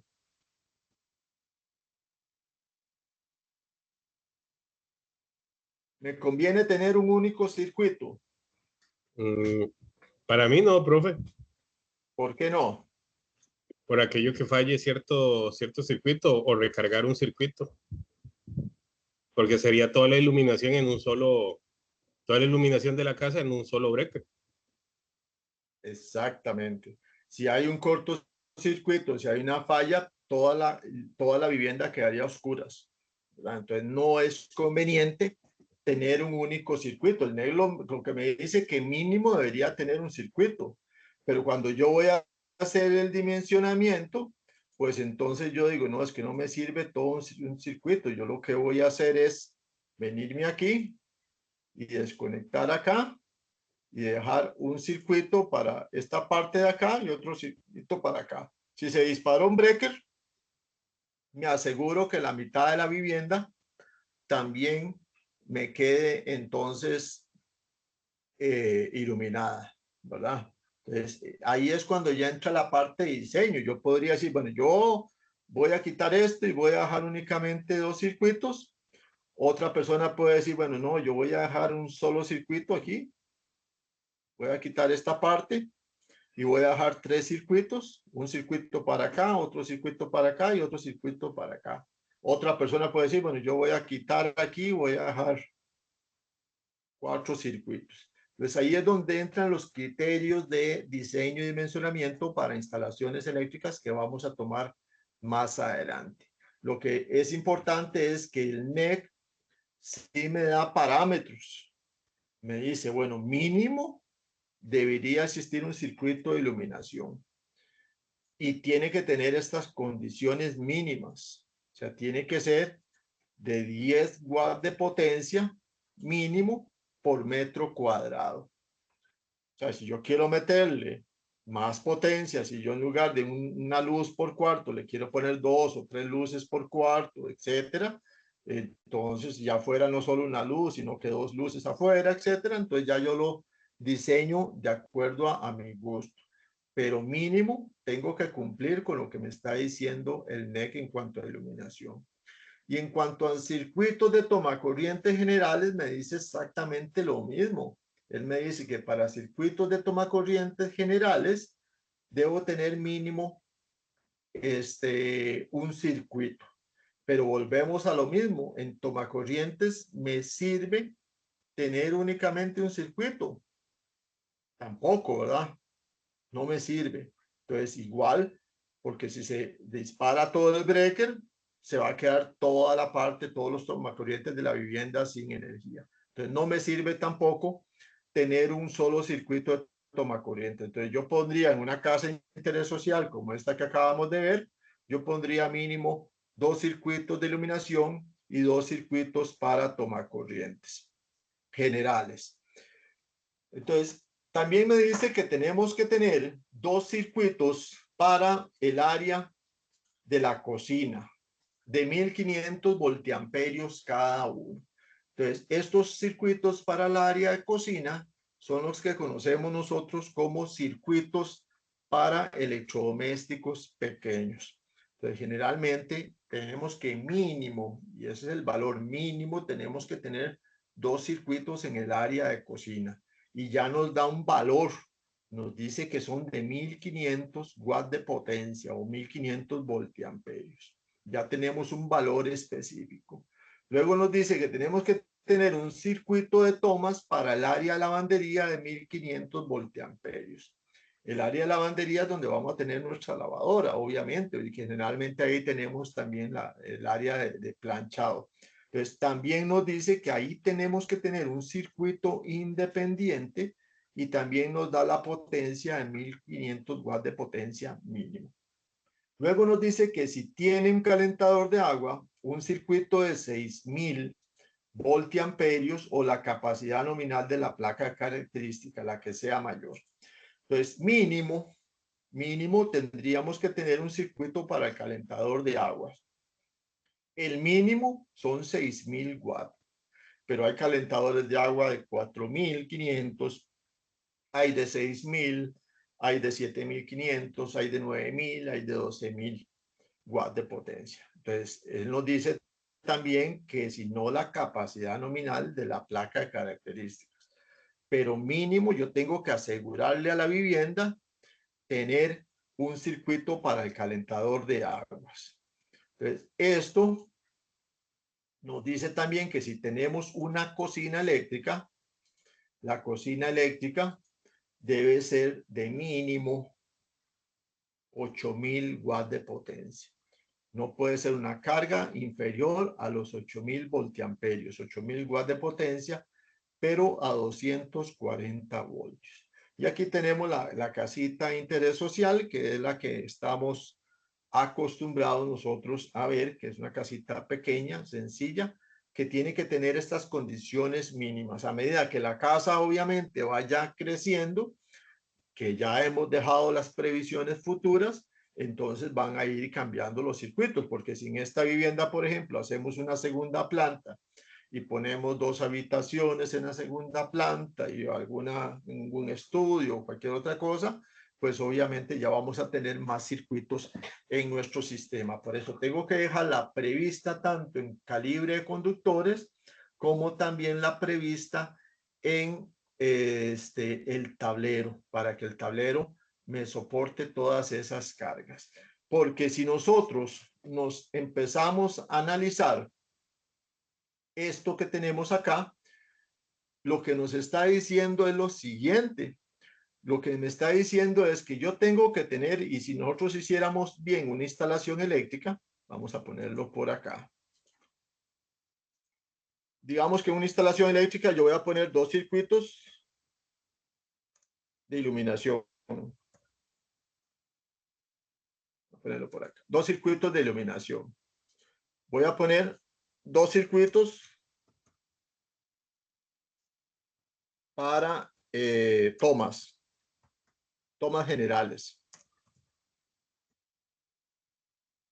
Vamos a poner un circuito lavandería. Un circuito para la lavandería. Vamos a poner 2 circuitos electrodomésticos pequeños. Tenemos que tener un circuito mínimo para el baño, ¿verdad?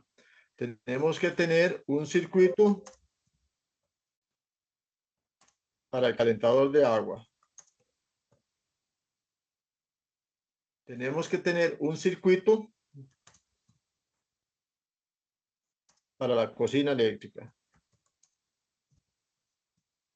Cocina eléctrica.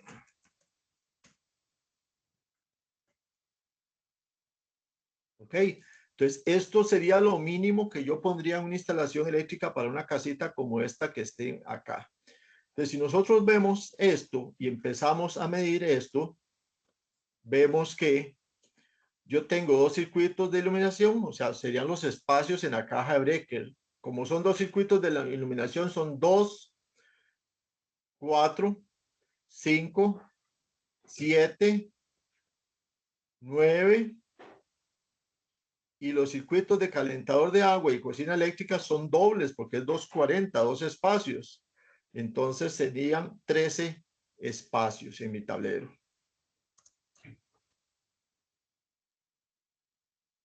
Espacios mínimo. Y resulta que hay gente que pone cajas o cajas de breaker de 8 espacios o hasta de 4 espacios. De ahí es donde sale que el mínimo que nosotros necesitamos de caja de breaker para una vivienda de tipo pequeñita como esta, tipo bono, de vivienda unifamiliar, son 12 circuitos. Son 12 circuitos o 12 espacios. Y vea, 12 espacios y no estamos dejando previsión de carga futuras. Yo aquí tendría que dejar mínimo 4 espacios de carga futuras. O sea, me daría 17 espacios en mi tablero. O sea, mínimo, yo ocuparía un tablero de 20 espacios. ¿Okay? Para esta vivienda, haciéndolo con 2 circuitos de iluminación y 2 circuitos de tomas generales. Si yo hago un solo circuito de iluminación y un circuito de tomas generales, me da los 12 espacios que yo necesito aquí para mi tablero. Por eso, de acuerdo a la recomendación del NEC, el de 12 espacios sería el recomendado mínimo para una vivienda de este tipo. Pero si yo quiero ir más allá y hacer 2 circuitos de iluminación y 2 circuitos para tomas y dejarlas previstas para futuro, ocuparía mínimo 20 espacios en mi tablero. ¿Se entiende, jóvenes? Sí, profe. Ok, gracias. Ok. Entonces, vamos a ver. Dice, en cuanto a la indicación de los interruptores automáticos, o sea, los breakers, deben de indicar claramente si están en la posición abierta o están en la posición cerrada. O sea, si están encendidos o están apagados, o están off o están on. Todos los interruptores, todos los breakers tienen en su pastilla, en su palanquita de accionamiento, dicen on y off, dependiendo de la posición que nosotros le pongamos ahí. Tienen que decirlo, o sea, tienen que decirlo. Puede ser que sean breakers o que son interruptores termomagnéticos que no son listados, o sea, que son marca los patitos y que no traigan esta descripción. Entonces, si no traen la descripción, no cumplen con la norma del código. Cuando las palancas de los interruptores estén verticales, y no de forma rotacional u horizontalmente, la posición del circuito cerrado y on debe ser la palanca hacia arriba. Esto es porque hay interruptores o hay más bien cajas de breaker que vienen acondicionadas para que su centro, su alma, esté en posición vertical o en posición horizontal, o sea que se pueda conectar en cualquiera de esas posiciones. En cualquiera de las dos posiciones tiene que leerse de frente si está on o está off, o sea, si está encendido o está apagado. Tiene que leerse. En cuanto a la identificación de los alambrados de los positivos, nos dice que la conexión del conductor de puesta a tierra del equipo se debe identificar siempre. Siempre tiene que estar identificado la puesta a tierra. Bueno, tenemos un terminal de tornillo de color verde. Siempre en el centro de carga y en los toma corrientes se va a identificar como tornillito de color verde que no sea fácilmente removible. Incluso algunos traen un sistema de seguridad para que cuando nosotros lo alojemos, destornillemos, el tornillo no salga completamente y no se nos vaya a perder. Tiene que ser de cabeza hexagonal o similar y que se asegure de una conexión firme para la conexión del terminal de puesta a tierra. Entonces, que hasta esos detallitos del tipo de cabeza del tornillo, el código de conducta nos habla de esas condiciones para el terminal de puesta a tierra. Que puede ser un terminal de tuerca de color verde, también hexagonal o similar, y que se asegure la firme sujeción de la puesta a tierra. O sea, puede ser también una tuerca. Que puede ser un tornillo o una tuerca, o un conector de alambre a presión de color verde, y el terminal para el conductor de puesta a tierra no es visible. Puede ser bien por medio de un conector. Nos dice que si no es visible, lo que ya habíamos hablado anteriormente, tiene que estar debidamente marcado. O sea, tiene que estar marcado con las palabras verde, tierra, green o ground, o las letras VTG o GR, que es un símbolo de puesta a tierra. Entonces, también, así como el neutro estaba marcado y tenía que estar marcado, el terminal de puesta a tierra tiene que estar marcado. O tener una placa frontal que pueda llegar a energizarse debe estar puesta a tierra. Cualquier envolvente metálica de cualquier dispositivo que se energice tiene que estar puesta a tierra. O sea, lo que decimos nosotros, todas las carcasas de los equipos tienen que estar conectadas a tierra. Tenemos una excepción porque el código eléctrico también hace algunas excepciones. Cuando pone alguna regla o alguna nota obligatoria, también puede hacer algún tipo de excepciones y eso también lo vamos a ver que está contemplado en el código eléctrico. Entonces nos dice, cuando todas las partes expuestas al usuario no estén en contacto con partes energizadas, expuestas es que tengamos nosotros acceso a ellas y que las podamos ver y las podamos tocar. Entonces, también cuando nosotros tengamos partes expuestas al usuario que no estén en contacto con partes energizadas. Entonces, si no hay partes energizadas, no debería aplicarse la puesta a tierra. O sea, no se exigiría la puesta a tierra. Pero lo recomendable, obviamente, es siempre utilizar la puesta a tierra si así está dentro de las posibilidades nuestras de que todo equipo tenga su debida protección de puesta a tierra. Luego en el artículo 3 nos habla de la equivalencia para los motores eléctricos. El NEC también contempla algunas condiciones para todo lo que son equipos como motores eléctricos. Y entonces nos da una tabla en la cual nos da una relación de potencias para los motores eléctricos, para que nosotros podamos realizar cálculos, etcétera. Entonces, recordemos que la potencia la medimos en kilowatt o en watt o en kilowatt. Las compañías eléctricas nos facturan en kilowatt, o sea, todo el cálculo de sección de conductores, el cálculo de todo lo que nosotros hagamos, no lo vamos a hacer con relación al voltaje, sino que lo vamos a hacer con relación a la potencia que vamos a estar instalando en la vivienda y también la intensidad, la cantidad de corriente. Sus datos en caballos puede ser en caballos fuerza o caballos de vapor. En algunas nos dicen caballos a vapor, que anda muy similar a caballos fuerza, muy similares, muy poca diferencia.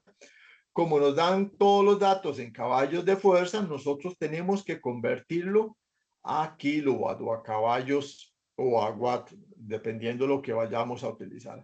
Entonces, como referencia, nosotros siempre decimos que un caballo de fuerza es el equivalente a 0.746 kilowatt, o lo que es lo mismo, 746 watts. Entonces, si yo tengo un motor de un caballo, entonces yo digo, bueno, es un motor de un caballo. Este motor tiene una equivalencia de 746 watts de potencia. Y si lo estoy conectando a 240 voltios, entonces yo puedo sacar el amperaje que consume ese motor. ¿Qué tendría que hacer? Entonces decir 746 dividido entre 240 y eso me daría 3.11 amperios. Entonces yo diría que sería 3.11 amperios. Esa es la corriente que me estaría consumiendo este motor de un caballo de fuerza. Entonces, para hacer este tipo de cálculos, ya con el amperaje que yo calculé acá, yo puedo entonces, con este amperaje, calcular la sección del conductor para alimentar este motor y también la protección para este motor.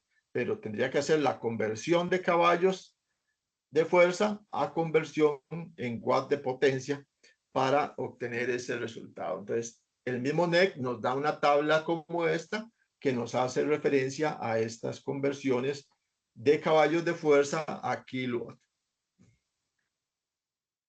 Listo. ¿Dudas, consultas? No, profe. ¿Estamos No, claritos?